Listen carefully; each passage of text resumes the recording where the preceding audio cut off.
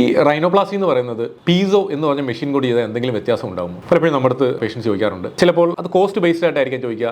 പലപ്പോഴും നമ്മൾ കൂടുതൽ മെഷീൻസ് ഒക്കെ ഉള്ള സ്ഥലങ്ങളിൽ, കൂടുതൽ എക്യുപ്ഡ് ആയിട്ടുള്ള സ്ഥലങ്ങളിലൊക്കെ എപ്പോഴും സർജറി കോസ്റ്റ് കുറച്ചുകൂടെ കൂടുതലായിരിക്കും. ബിക്കോസ് എത്രയ്ക്കായാലും നമ്മൾ സർജറിക്ക് ഉപയോഗിക്കുന്ന എക്യുപ്മെന്റ്സ് ഒക്കെ വളരെ എക്സ്പെൻസീവ് ആണ്. അപ്പോൾ അതിന്റെ റിട്ടേൺ ഓഫ് ഇൻവെസ്റ്റ്മെന്റ് കിട്ടില്ല എന്നുണ്ടെങ്കിൽ നമുക്ക് ഈ മെഷീൻ ഒന്നും വാങ്ങിക്കാൻ പറ്റില്ല. ആവശ്യമുള്ള ആൾക്കാരിൽ യൂസ് ചെയ്യാനും പറ്റും. സോ ഈ പീസോ എന്ന് പറയുന്ന മെഷീൻ ആവശ്യം വരുന്നത് നിങ്ങളുടെ മൂക്കിലെ ബോണിന്റെ കട്ടി ഭയങ്കര കൂടുതലാണെങ്കിലോ, നിങ്ങളുടെ ബോൺ കട്ട് ചെയ്ത് തുടങ്ങുമ്പോൾ ഒരു എക്സ്ട്രാ ഫ്രാക്ചർ ഉണ്ടാവുക, അല്ലെങ്കിൽ നിങ്ങളുടെ ബോൺ കട്ട് ചെയ്ത് തുടങ്ങുമ്പോൾ നമ്മൾ ഉദ്ദേശിച്ചതിലും കൂടുതലായിട്ടൊരു കട്ടും കൂടെ ചെയ്യേണ്ടി വരുന്നു, ഇല്ലെങ്കിൽ നിങ്ങളുടെ ബോണിന്റെ മോൾ ഭാഗത്ത് കുറേ ഇറഗുലാരിറ്റി ഉണ്ടായിരിക്കുക, ഇല്ലെങ്കിൽ നിങ്ങളുടെ റൈനോപ്ലാസ്റ്റി ചെയ്യുമ്പോൾ എടുക്കുന്ന റിപ്പ് കാർട്ടിലേജിനകത്ത് ചെറിയ ആ കാർട്ടിലേജിന്റെ കുറച്ച് ഭാഗം ബോൺ വെച്ച് റീപ്ലേസ് ചെയ്യും. ഇങ്ങനെയൊക്കെയുള്ള പ്രശ്നങ്ങൾ ഉണ്ടാകുന്ന സമയത്താണ് പീസോ നമുക്ക് ഗുണമായി വരുന്നത്. സോ ഇങ്ങനെയുള്ള പ്രശ്നമുള്ളപ്പോൾ പലപ്പോഴും നിങ്ങളുടെ റിസൾട്ട് കോംപ്രമൈസ് ആവാൻ സാധ്യതയുണ്ട്. അപ്പോൾ ആ ഘട്ടങ്ങളിൽ പീസോ വെച്ച് നമുക്ക് എത്ര കട്ടിയുള്ള ബോണാണെങ്കിലും വളരെ സ്മൂത്ത് ആയിട്ട് ഒരു കാർട്ടിലേജ് കട്ട് ചെയ്യുന്ന ലാഘവത്തോടെ തന്നെ കട്ട് ചെയ്തെടുക്കാൻ പറ്റും. സോ പീസോ പലപ്പോഴും നിങ്ങൾക്ക് നല്ല റിസൾട്ട് കിട്ടാനുള്ള കാരണം ആ മെഷീൻ കൊണ്ട് ചെയ്യുന്നതുകൊണ്ടാണ്. പക്ഷേ എല്ലാ ആൾക്കാർക്കും പീസോ ആവശ്യമാണെന്ന് വെച്ചാൽ ആവശ്യമല്ല. പലപ്പോഴും സർജറി ഇടയ്ക്കാണ് നമുക്ക് അതിൻ്റെ ആവശ്യം വരിക.